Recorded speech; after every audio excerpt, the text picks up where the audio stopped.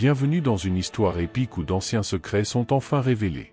Aujourd'hui, nous allons explorer un sujet qui pourrait vous donner la chair de poule: comment la marque de la bête, telle que décrite dans le livre de l'Apocalypse, sera-t-elle mise en œuvre? C'est un sujet qui suscite la peur et la fascination, nous amenant à réfléchir à ce que l'avenir nous réserve. Dans cette vidéo intrigante, vous serez enveloppé par un récit plein de détails cachés, révélant de profondes couches de mystère et d'appréhension, mais aussi d'avertissement et de préparation, selon la Bible. À propos de la marque de la bête, approfondissons non seulement ses sombres implications, mais également les avertissements et les promesses qui accompagnent cet événement prophétique. Alors suivez-moi pour percer les mystères de ce sujet troublant. Mais avant de plonger dans le vif du sujet, assurez-vous simplement d'être abonné à la chaîne, car les prochaines vidéos seront une série de contenus révélant les détails les plus cachés des grandes prophéties bibliques.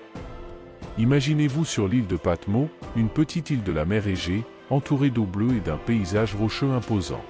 Dans ce lieu reculé, à la fin du 1er siècle, un homme nommé Jean, disciple de Jésus-Christ, a vécu un moment extraordinaire qui marquera l'histoire de l'humanité. Exilé pour sa foi, Joao s'est retrouvé séparé de sa communauté, mais c'est dans cet isolement qu'il a reçu quelque chose d'extraordinaire. Un jour, sous le ciel bleu clair, alors que le bruit des vagues déferlantes résonnait en arrière-plan, John a eu une vision surnaturelle. Ce n'était pas une vision commune, c'était une révélation directe de Dieu, qui lui était délivrée par un ange.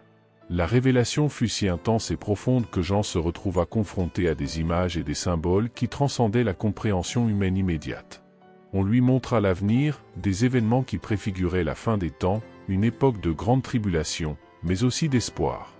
À ce moment-là, alors que John regardait, des visions de créatures impressionnantes, d'anges puissants et de catastrophes naturelles se sont déroulées devant lui. Ces images n'étaient pas de simples fantasmes, ils étaient porteurs de messages divins, chacun révélant des aspects de ce qui allait arriver. Dieu a choisi Jean pour consigner ces visions dans un livre, maintenant connu sous le nom de livre de l'Apocalypse, destiné à servir de guide et d'avertissement à toutes les générations futures.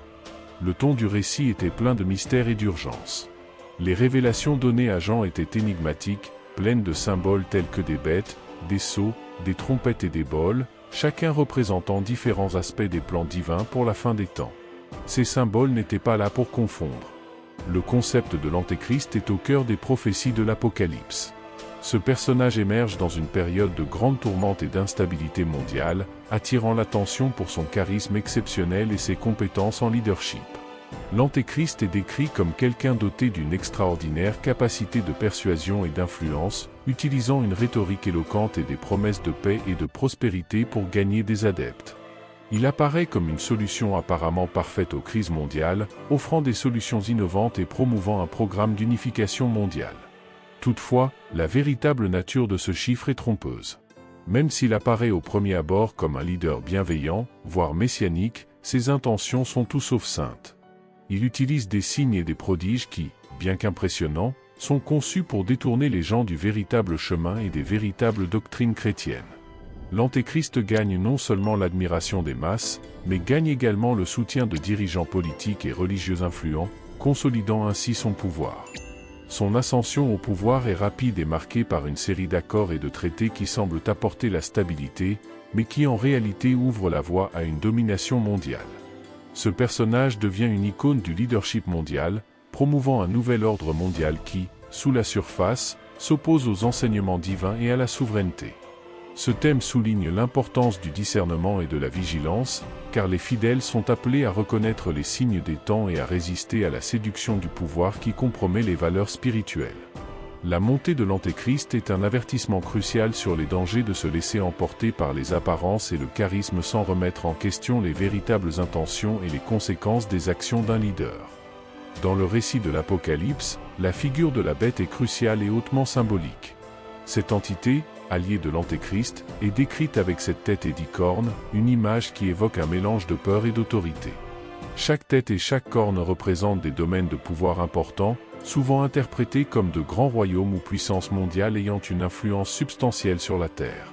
Les 7 têtes symbolisent l'intégralité du pouvoir séculier et politique exercé par la bête, tandis que les 10 cornes représentent la force et la destruction, indiquant la capacité de la bête à subjuguer et à contrôler. Ces symboles ne sont pas simplement décoratifs, ils communiquent l'étendue et la nature de l'autorité que détient la bête, une autorité qui conteste ouvertement la souveraineté de Dieu et favorise le blasphème. L'émergence de la bête sur la scène mondiale est une période de grands conflits et défis. Elle usurpe le pouvoir par des moyens surnaturels et convainc de nombreuses personnes de l'adorer, en utilisant à la fois la séduction et la coercition. Son royaume est marqué par une opposition directe au commandement et à l'existence de Dieu, remplaçant le culte divin par le culte de la bête et de l'Antéchrist. Cette période du livre de l'Apocalypse est décrite comme une période de grande tribulation, où la fidélité des croyants est mise à l'épreuve à l'extrême. Le règne de la bête n'est donc pas seulement un événement politique, mais aussi un phénomène spirituel significatif, mettant en lumière la confrontation entre les forces du bien et du mal. Ce sujet met en évidence l'importance de la vigilance et de la résistance spirituelle, car le règne de la bête entraîne non seulement une oppression politique, mais aussi une profonde crise spirituelle qui remet en cause les fondements de la foi et de l'éthique. Comprendre ces symboles aide les spectateurs à prendre conscience de la profondeur et du sérieux des prophéties révélées dans l'Apocalypse, les préparant ainsi aux choix fondamentaux entre soumission et résistance. Dans le contexte apocalyptique du livre de l'Apocalypse, l'un des moments les plus critiques est l'introduction de la marque de la bête. Cette marque symbolise la loyauté absolue envers l'Antéchrist et la bête, représentant un tournant décisif dans les événements de la fin des temps. La marque est présentée comme une condition nécessaire à toute transaction économique, y compris l'achat et la vente. Sans cela, les individus ne peuvent pas participer à l'économie ni accéder aux ressources essentielles, ce qui en fait un mécanisme de contrôle total sur la population. La mise en œuvre de cette marque se fait de manière systématique et globale, touchant toutes les couches de la société. Ceux qui acceptent la marque le font non seulement par nécessité économique, mais aussi en signe d'adhésion idéologique et spirituelle au régime de la bête. En choisissant de recevoir la marque, les individus déclarent explicitement leur allégeance à la bête, rejetant ainsi tout lien avec la foi chrétienne et les valeurs divines. En revanche, refuser la marque entraîne de lourdes conséquences. Ceux qui décident de ne pas accepter s'exposent à la persécution, à l'exclusion sociale et économique, voire à des menaces pour leur survie. Il s'agit d'une véritable épreuve de foi, car rester fidèle à Dieu dans ce contexte signifie affronter une grande adversité. L'introduction de la marque de la bête n'est donc pas seulement une question de contrôle économique, mais une question profondément spirituelle et morale. Il trace clairement la frontière entre les adeptes de l'Antéchrist et ceux qui restent fidèles aux enseignements chrétiens, se configurant comme l'un des principaux éléments de preuve et de jugement dans le scénario apocalyptique décrit dans le livre de l'Apocalypse. Au cœur du récit de l'Apocalypse, nous trouvons un groupe déterminé et courageux, les fidèles qui résistent à la marque de la bête. Ces individus, inébranlables dans leur foi, choisissent de ne pas se soumettre à l'autorité oppressive de la bête, même face à de graves persécutions et à des difficultés extrêmes. La décision de rejeter la marque n'est pas seulement un choix pratique, c'est un acte de dévotion et de loyauté envers Dieu, marquant une distinction claire entre ceux qui suivent les voies divines et ceux qui choisissent la voie de la bête. La résistance de ces croyants est motivée par leur foi inébranlable, qui constitue leur principale source de force et d'inspiration. Dans un monde où l'acceptation de la marque est presque universelle et considérée comme essentielle à la survie, ces hommes et femmes courageux sont confrontés non seulement à l'isolement social, mais aussi au dénuement économique et aux menaces physiques. Cependant, son refus de compromettre ses principes spirituels démontre une conviction profonde qui transcende les besoins terrestres. Les fidèles se retrouvent souvent dans des situations d'extrême adversité. Sans accès aux ressources de base telles que la nourriture et le logement, qui sont conditionnés à la possession de la marque, ils dépendent de réseaux de soutien clandestins et de la providence divine. Leurs communautés, malgré les pressions de toutes parts, deviennent des exemples frappants de solidarité et de résistance morale.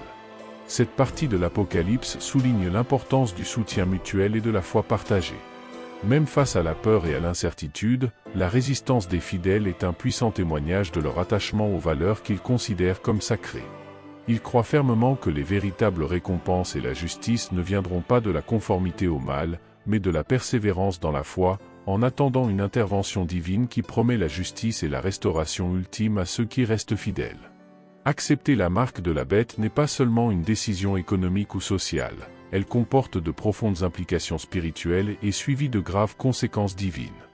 Dans le livre de l'Apocalypse, Ce choix se traduit par le déversement des trompettes et des coupes de la colère de Dieu, une série de jugements divins qui sont libérés sur la terre, symbolisant la réponse directe du ciel à la rébellion humaine et au culte de la bête.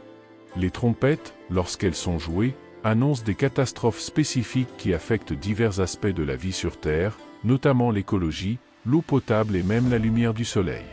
Chaque contact entraîne un fléau ou une calamité qui détériore encore davantage l'état du monde, servant d'avertissement à l'humanité sur la gravité du départ de Dieu.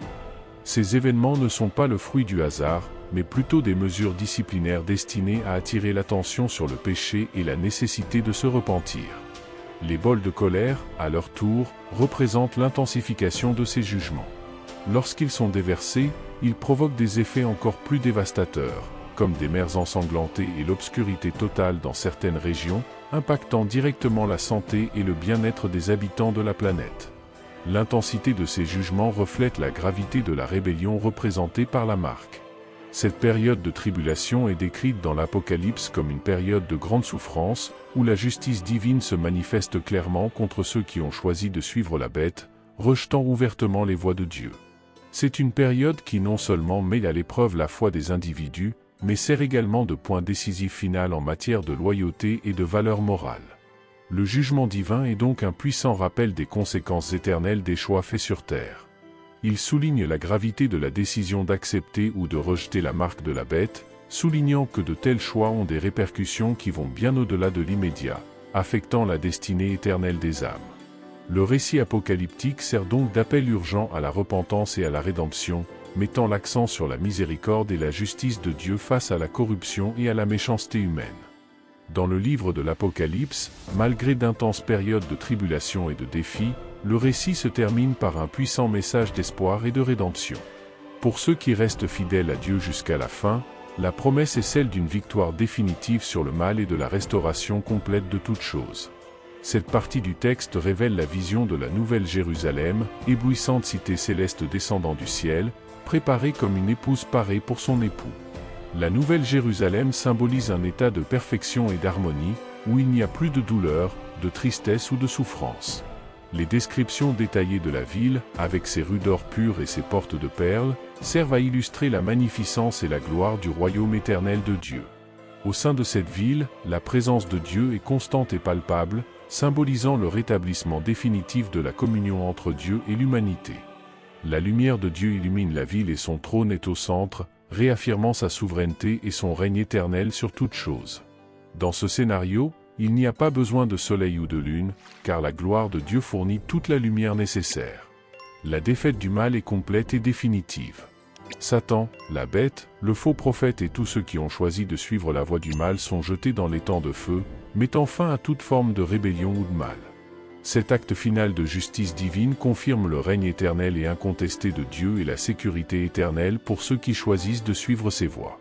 Pour les fidèles, la promesse de la Nouvelle Jérusalem est la certitude d'un avenir béni et éternel, libre de tout mal ou de toute corruption. C'est le point culminant d'un chemin de foi et de persévérance, où la fidélité à Dieu est récompensée par le plus grand des honneurs, la vie éternelle en sa présence.